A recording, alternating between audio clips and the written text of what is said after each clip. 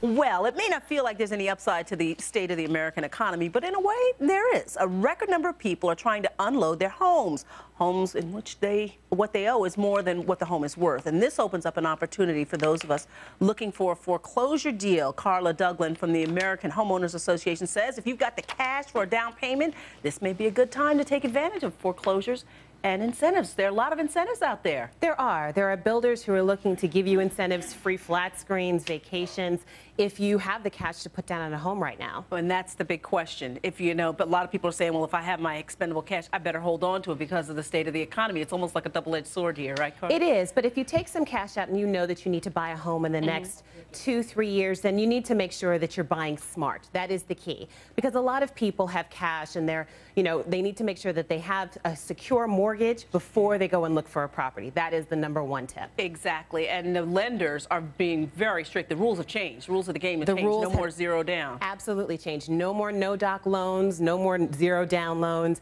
They really are looking for people that they know can have a mortgage for the long term. They can handle a mortgage for the long term. So 720 credit scores, where it used to be about 640 you can get into a house, you really need to make sure that your credit score is up about 720. You need to have 10 to 20% down on a property, and also you need to make sure that your debt-to-income ratio is below the 35% kind of mark. So if you're starting to look for a mortgage, start pulling your bank statements for the last 6 months, get written verification of your employment history so that you can show a lender this is the package that come with. But it's much more difficult, isn't it? Oh, yes, it is. I mean, people are going to have to shop around and look for the best rate and look for something that's going to work for them in the long term. It is difficult, but if you start to work with a couple of different lenders, you'll see the deals come out. Okay. And do you have to put more money down on a foreclosure, Carla, because it's already such a risky bet? The bank already sees it as a...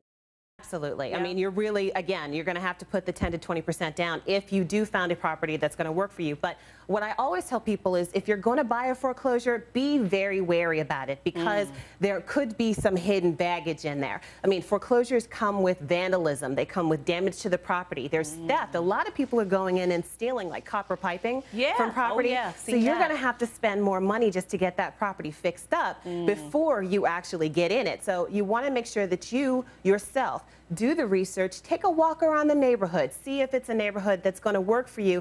Call the police department to see if they've had a lot of crime reports in that neighborhood lately. So those are things that you can do yourself to ensure that you're getting the best property. Good point, because you don't want to invest in a house that's in a neighborhood that's been decimated by foreclosures, Absolutely. Right? Absolutely.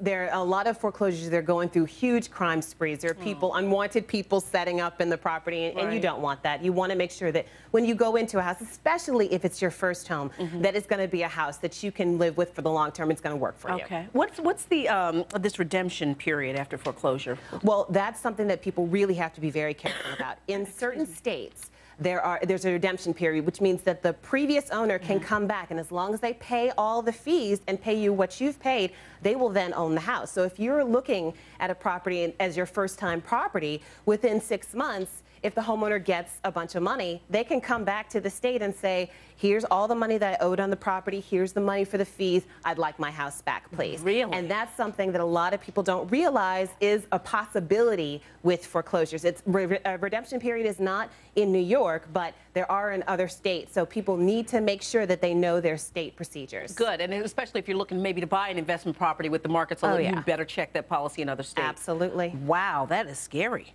Oh, buy smart. Carla Douglas, such a pleasure to have you in all the way from Maryland. Thank you so much. Good advice. The book is called? The Foreclosure Workbook. It's the complete guide to understanding foreclosure and saving your home. Very good. Everybody pick up a copy of that. Thank you very much, Carla. Thank you.